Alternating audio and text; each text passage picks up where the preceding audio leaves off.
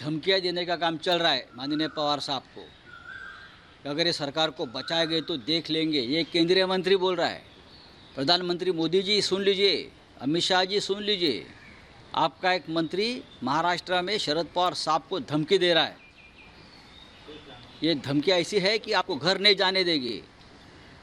क्या इस प्रकार के धमकियों को आपका समर्थन है, ये महाराष्ट्र जानना चाहता है। संजय राउत साहब आगे बढ़ो। शिवसेना नेता संजय राउत को आप सुन रहे थे, उनकी तरफ से ये कहा गया है, एक बार फिर से आरोप लगाया गया है बीजेपी पर, और उन्होंने कहा कि केंद्र के एक मंत्री धमकी दे रहे हैं। लगातार वो बीजेपी पर आरोप लगा रहे हैं कि जबरन उनके विधायकों को वहां ले जाया गया है।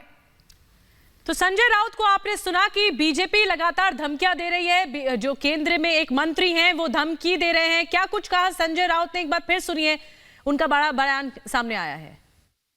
को डिस्क्वालिफिकेशन के लिए हमारे लोग सभापति महोदय के पास गए हैं। मुझे टेक्निकल बातें ज़्यादा मालूम नहीं, मैं नहीं बोलूँगा, लेकिन एक एक्शन चल रही है। अब ये आखिर तक सरकार कब बनेगी, ये लोगों की जो बोल रहे हैं मुझे मालूम नहीं। बनेगी भी या नहीं बनेगी उस बारे में कोई बोल नहीं सकता है। धमकियां देने का काम चल रहा है माननीय पवार साहब को। अगर ये सरकार को बचाएंगे तो देख लेंगे, ये केंद्रीय मंत्री बोल रहा है।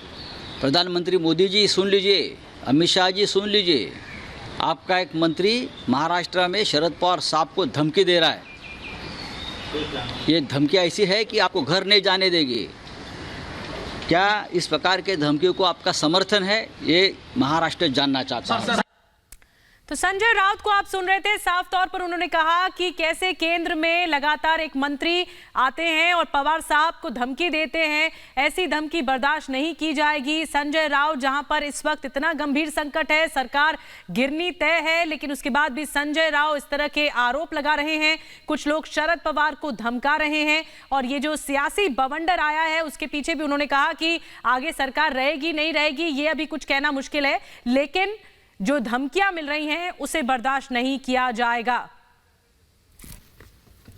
तो कुछ लोग शरद पवार को धमका रहे हैं, और ये संजय राउत ने सामने आकर कहा। संजय राउत लगातार 3 दिनों से बयान दे रहे हैं, और अब एक बार फिर से उन्होंने बीजेपी पर आरोप लगाया है।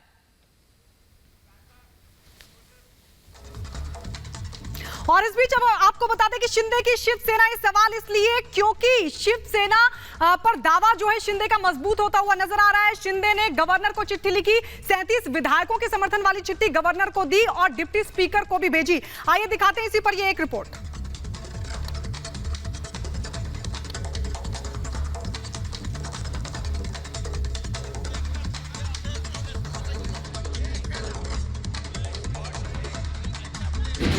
महाराष्ट्र के सियासी गलियारे में भागदौड़ का दौर जारी है। आमतौर में सियासत में भागदौड़ उस वक्त होती है जब चुनाव नजदीक हो, लेकिन महाराष्ट्र में ऐसा नहीं है। चुनाव दूर है, लेकिन राजनीति का जोड़ घटाव पिछले दिनों से लगातार जारी है। उद्धव कैंप के विधायक लगातार महाराष्ट्र से गुवाहाटी जा रहे हैं, वो भी वाया सूरत। ऐसे में लगातार शिवसेना को झटके मिलते जा रहे हैं। अब शिवसेना के एक और विधायक का फोन से संपर्क बंद हो गया है। शिवसेना कैंप के विधायक भास्कर जाधव का फोन नेटवर्क कवरेज क्षेत्र से बाहर बता रहा है। ऐसे में माना जा रहा है कि कहीं उद्धव ठाकरे को एक और विधायक का नुकसान ना हो जाए। लगातार पिछले दिनों से शिवसेना कमजोर हो रही है, और दूसरी तरफ शिंदे गुट का परिवार बढ़ता जा रहा है। शिंदे कैंप ने गवर्नर को चिट्ठी लिखकर शिवसेना के 37 विधायकों के समर्थन का दावा किया है। हालांकि अब एक और विधायक से संपर्क टूट जाने से शिवसेना कैंप टूटता हुआ नजर आ रहा है, और उद्धव सरकार बचाने की इस रेस में अकेले पड़ते नजर आ रहे हैं। Bureau report, Republic Bharat.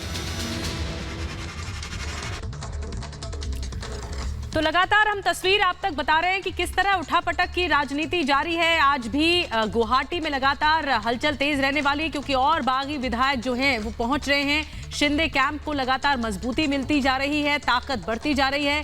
8 और विधायक शामिल होने की बताया जा रहा है कि अटकलें हैं। कई निर्दलीय विधायक भी शिंदे के पास पहुंच रहे हैं, गुवाहाटी पहुंच रहे हैं। शिंदे कह रहे हैं कि मेरे पास 50 से ज्यादा का समर्थन है। तो ऐसे में बड़ा सवाल यह है कि अब क्या करेंगे उद्धव ठाकरे।